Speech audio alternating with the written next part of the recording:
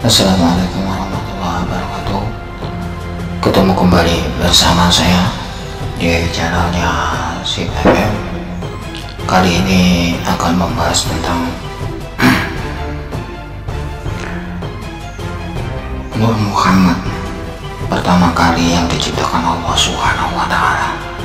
Apakah kita sudah banyak mengetahui tentang Nur Muhammad tersebut? Mari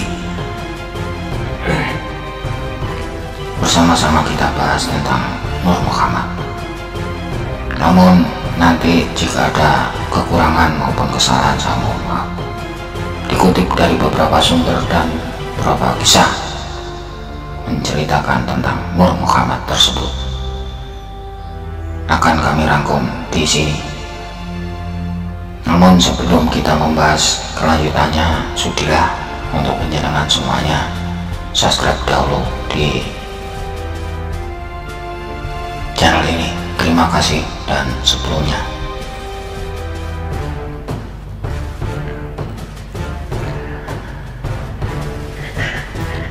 suatu hari Sayyidina Ali Karamatullah wajahu, sekali lagi suatu hari Sayyidina Ali Karamallahu wajahu, Mizan dan menantu Nabi Suci Sallallahu Alaihi Wasallam bertanya sebagai berikut: wahai Nabi Muhammad, kedua orang tuaku akan menjadi jaminanku. Mohon katakan padaku apa yang diciptakan Allah Ta'ala sebelum semua makhluk diciptakan. Ini pertanyaan yang dilontarkan oleh Sayyidina Ali kepada mertuanya, yaitu Nabi Muhammad Sallallahu Alaihi Wasallam. Kemudian Rasulullah menjawab, sesungguhnya sebelum Rabbmu menciptakan lainnya, Dia menciptakan dari nurnya, nur nabimu.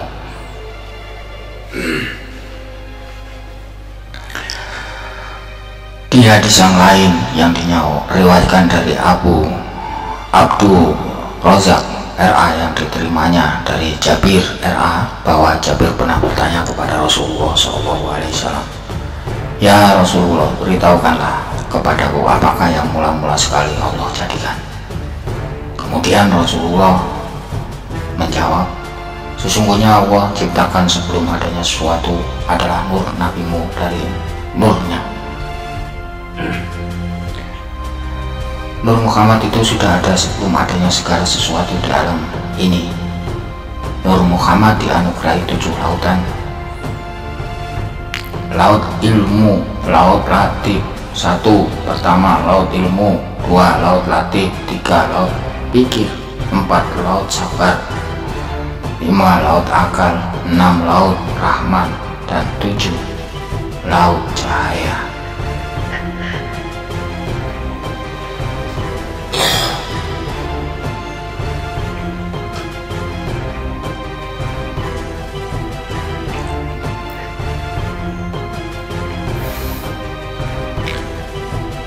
Dia kemudian membagi nur ini menjadi 4 bagian.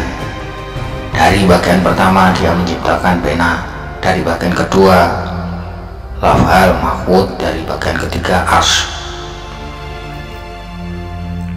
Kini telah diketahui bahwa ketika Allah menciptakan lafaz mahfuz dan pena, pada pena itu terdapat 100 simpul. Jarak antara kedua simpul ada sejauh 2 tahun perjalanan.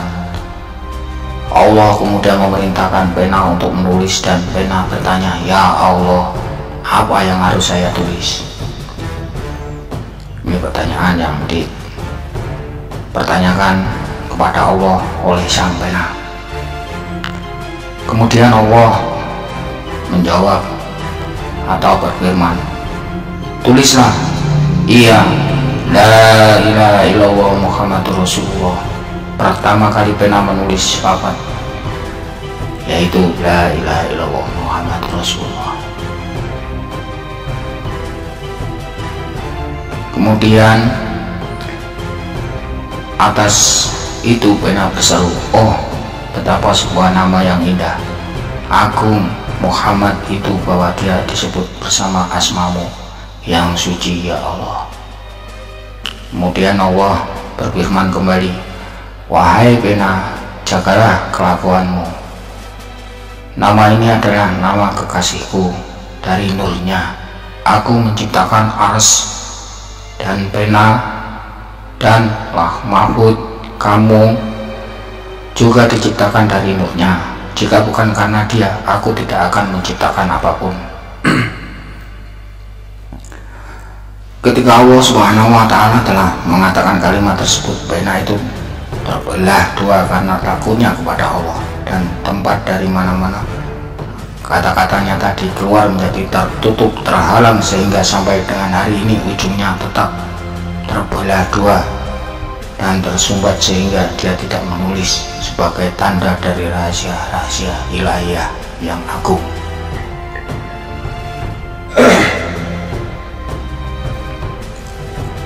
Kemudian Allah memerintahkan pena untuk menulis apa yang harus tertulis atau yang harus ditulis.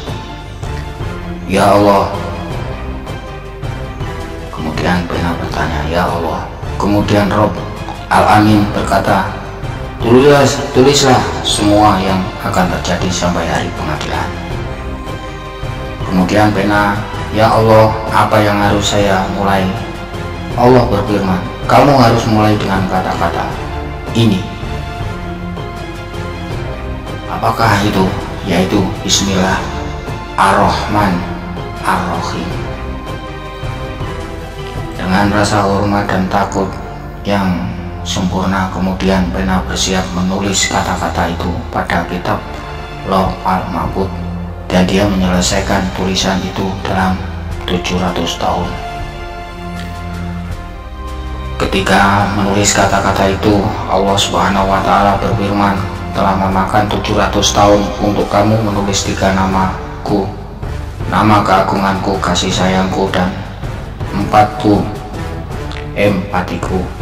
3 kata-kata penuh barokah ini saya buat sebagai sebuah hadiah bagi umat kekasihku Muhammad. Dengan keagunganku, aku berjanji bahwa bila mana abdi manapun dari umat ini menyebutkan kata Bismillah dengan niat yang murni, aku akan menulis 700 tahun pahala yang tak terhitung untuk abdi tadi. 700 tahun dosa akan aku hapus." Inilah Allah telah mengatakan seperti itu. Sekarang selanjutnya bagian keempat dari nur itu aku bagi lagi menjadi 4 bagian. Dari bagian pertama aku ciptakan malaikat penyangga singgasana Hamalat al-Arsh. Dari bagian kedua aku telah ciptakan kursi majelis ilahiyah langit atas menyangga singgasana ilahiyah Arsh. Dari bagian ketiga aku ciptakan seluruh malaikat makhluk langit lainnya. Kemudian bagian keempat aku bagi-bagi menjadi 4 bagian. Dari bagian pertama aku membuat semua langit. Dari bagian kedua aku membuat bumi-bumi. Dari bagian ketiga aku membuat jin dan api. Bagian keempat aku bagi-bagi lagi menjadi 4 bagian. Dari bagian pertama aku membuat cahaya menyoroti muka kaum beriman. Dari bagian kedua aku membuat cahaya di dalam jantung mereka, berdamnya dengan ilmu ilahiyah. Dari bagian ketiga cahaya bagi lidah mereka yang adalah cahaya tauhid hu Allahu ahad. Dan dari bagian keempat aku membuat berbagai cahaya dari nur Muhammad Shallallahu Alaihi Wasallam. Ruh yang cantik ini diciptakan 3600 tahun sebelum penciptaan dunia ini, dan itu dibentuk sangat paling cantik dan dibuat dari bahan yang tak diterbandingkan. Kepalanya dibuat dari petunjuk, lehernya dibuat dari kerendahan hati, matanya dari kesederhanaan dan kejujuran, dahinya dari kedekatan kepada Allah Subhanahu wa Ta'ala, mulutnya dari kesabaran, lidahnya dari kesungguhan, pipinya dari cinta dan kehati-hatian, perutnya dari torikot terhadap makanan dan halal-hal keduniaan, kaki dan lututnya dari mengikuti jalan lurus, dan jantungnya yang mulia dipenuhi dengan Rahman. Roh yang penuh kemuliaan ini diajari dengan rahmat dan kelengkapan atau dilengkapi dengan adab semua kekuatan yang indah. Kepadanya diberikan risalah dan kualitas kenabian, dipasang kemuliaan mahkota, kedekatan ilahiyah dipasangkan pada kepalanya yang penuh barokah, masyhur dan tinggi di atas semua lainnya, didekorasi dengan ridho ilahiyah dan diberi nama Habibullah, kekasih Allah yang murni dan suci. Kemudian Allah Subhanahu wa Ta'ala menciptakan sebuah pohon yang dinamakan Syajaratul Yakin. Tangkainya berjumlah 4, kemudian ditekankan Nur Muhammad pada pohon tersebut. Namun kehadiran Nur Muhammad itu membuat pohon bergetar hebat hingga berubah menjadi permata putih. Sedangkan Nur Muhammad muji bertasbih kehadirat Allah Subhanahu wa Ta'ala 7.000 tahun lamanya. Pada permata tersebut Nur Muhammad mencoba bercermin. Wajahnya begitu indah dilihat, bentuknya seperti burung merak, dan pakaiannya demikian indah, dihiasi dengan berbagai perhiasan dan kemuliaan. Kemudian dia bersujud 5 kali. Allah Subhanahu wa Ta'ala melihatnya membuat Nur tersebut merasa malu dan takut, lalu keluar keringat dari kepalanya, dan dari keringat tersebut Allah Subhanahu wa Ta'ala menciptakan nyawa malaikat. Dari keringat wajahnya diciptakan nyawa arsy, matahari, bulan, bintang, dan apa-apa yang ada di langit. Keringat dadanya menjadi bahan untuk menciptakan nyawa para rasul, nabi, wali, ulama, dan orang-orang soleh. Adapun keringat yang muncul dari keningnya diciptakanlah nyawa orang-orang mukmin dari Nabi Muhammad Shallallahu Alaihi Wasallam. Dari keringat kedua telinganya diciptakan oleh Allah Subhanahu wa Ta'ala nyawa orang-orang Yahudi, Nasrani, dan orang-orang kafir dan sesat. Sedangkan keringat kakinya diantaranya menjadi isi bumi ini.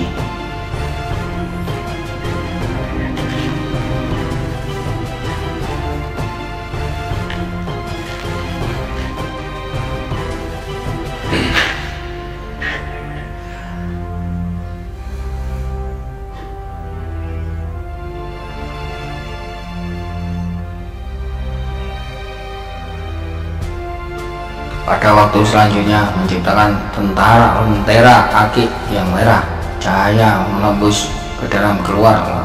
Lalu Nur Muhammad dimasukkan ke dalam lentera tersebut, berada di dalamnya dalam posisi berdiri, sementara nyawa-nyawa yang sudah tercipta berada di luar. Seluruhnya membaca subhanallahi walhamdulillahi wala ilaha illahu wallahu akbar 1000 kali. 1000 tahun lamanya nyawa-nyawa itu diperintahkan Allah Subhanahu wa Ta'ala untuk melihat ke diri Nur Muhammad. Nyawa yang berhasil melihat Nur Muhammad maka ia akan ditakdirkan menjadi pemimpin penguasa. Siapa yang melihat ubun-ubunnya itulah mereka yang akan menjadi guru pendidik yang jujur. Siapa yang melihat matanya ia akan menjadi hafid menghafal Al-Quran. Mereka yang memandang telinganya akan menjadi mereka yang menerima peringatan dan nasihat. Adapun yang bisa melihat hidungnya, mereka itu akan menjadi ahli bicara atau dokter. Sedangkan mereka nyawa-nyawa yang berhasil melihat bibir Nur Muhammad, ia akan ditakdirkan menjadi seorang menteri. Nyawa yang melihat bagian giginya maka wajahnya kelak akan cantik rupawan. Ia yang bisa melihat lidahnya akan jadilah utusan duta raja-raja. Apabila dilihat lehernya, ditakdirkanlah menjadi orang berdagang dan usahawan. Apabila tengkuk, ditakdirkan menjadi orang berdagang dan usahawan. Apabila tengkuk yang bisa dilihatnya, akan jadilah seorang tentara. Mereka yang berhasil melihat kedua lengan tengahnya tangannya maka akan jadi perwira. Jika sikut kanannya yang dilihat Allah Subhanahu wa Ta'ala akan menjadikan dirinya berkehidupan dalam dunia tekstil. Sedangkan kalau sikut kirinya, ia akan menjadi orang yang pernah membunuh. Serta jika dadanya yang berhasil dilihat, maka ia akan menjadi ulama yang disegani. Bila bagian belakang, ia akan ditakdirkan menjadi para ahli sosial kemasyarakatan, dan jika hanya bayangan yang berhasil dilihat, maka ia akan menjadi orang yang berkecimpung dalam bidang seni.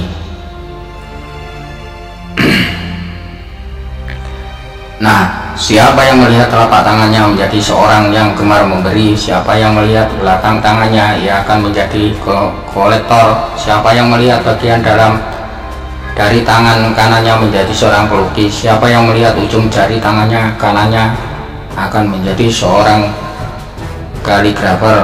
Dan siapa yang melihat ujung jari tangannya kirinya akan menjadi seorang pandai besi. Siapa yang melihat dadanya yang penuh barokah akan menjadi seorang terpelajar meninggalkan keduniaan, asketik dan berilmu.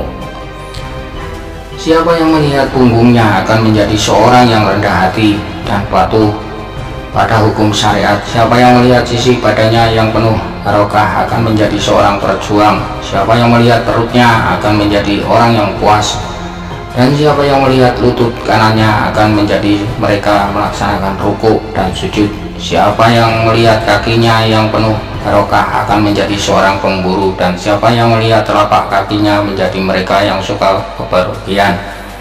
Siapa yang melihat bayangan akan menjadi penyanyi dan pemain.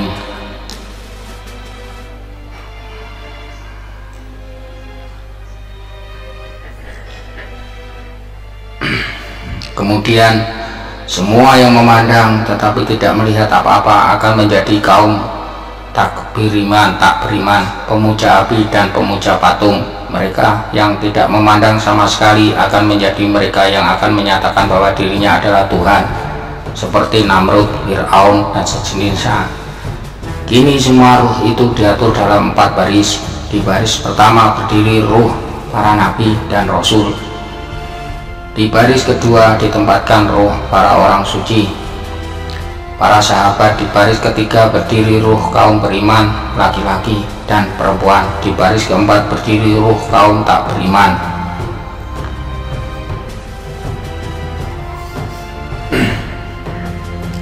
Semua ruh ini tetap berada dalam dunia ruh di hadirat Allah Subhanahu wa Ta'ala sampai waktu mereka tiba untuk dikirim ke dunia fisik. Tidak seorang pun tahu kecuali Allah Subhanahu wa Ta'ala yang tahu berapa selang waktu dari waktu diciptakan ruh penuh barokah Nabi Muhammad sampai diturunkan dia dari dunia ruh ke bentuk fisiknya. Diperintahkan bahwa Nabi suci Muhammad SAW bertanya kepada malaikat Jibril, berapa lama sejak engkau diciptakan? Malaikat Jibril menjawab, ya Rasulullah, saya tidak tahu jumlah tahunnya. Yang saya tahu bahwa setiap 7.000 tahun seberkas cahaya gilang gemilang menyoroti keluar dari belakang kubah sehingga sana ilahiyah.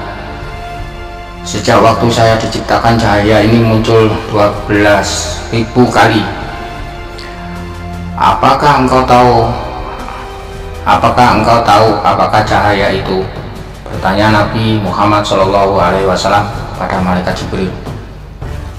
Tidak, saya tidak tahu, berkata malaikat itu. Itu adalah nur ruhku dalam dunia. Itu adalah nur ruhku dalam dunia ruh, jawab Nabi Muhammad SAW. Pertimbangkan kemudian berapa besar jumlah itu. Jika 7.000 dikalikan 12.000,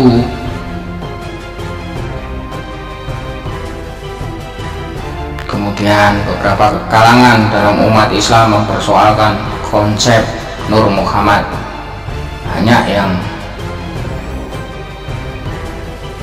Banyak kalangan dalam umat Islam mempersoalkan konsep Nur Muhammad.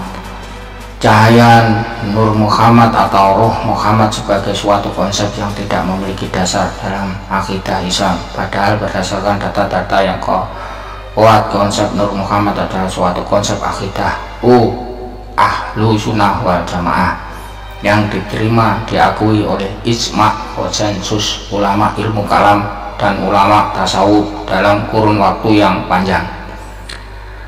Sebagai konsep yang memiliki sumber dalilnya dari Al-Quran dan hadis Nabi Shallallahu Alaihi Wasallam, konsep akidah Nur Muhammad Shallallahu Alaihi Wasallam menyatakan antara lain bahwa cahaya atau ruh Nabi dari Nabi besar Muhammad Shallallahu Alaihi Wasallam adalah makhluk pertama yang diciptakan Sang Khalik Allah Subhanahu Wa Taala, yang kemudian darinya Dia Subhanahu Wa Taala menciptakan makhluk-makhluk lainnya.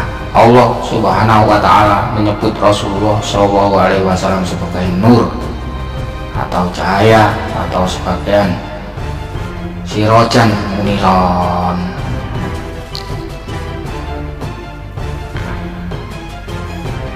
Jika hanya ini, jika ada yang kurang pas atau kesalahan, saya mohon maaf yang sebesar-besarnya. Semoga ini bisa menambah wawasan kita. Bila mana kurang jelas ataupun apa, silakan mengoreksi, ambil sisi positifnya. Terima kasih telah menyimak ulasan di atas tadi. Wabillahi taufiq wal hidayah wa ridho wal inayah. Assalamualaikum warahmatullahi wabarakatuh. Wallahu a'lam bishawab.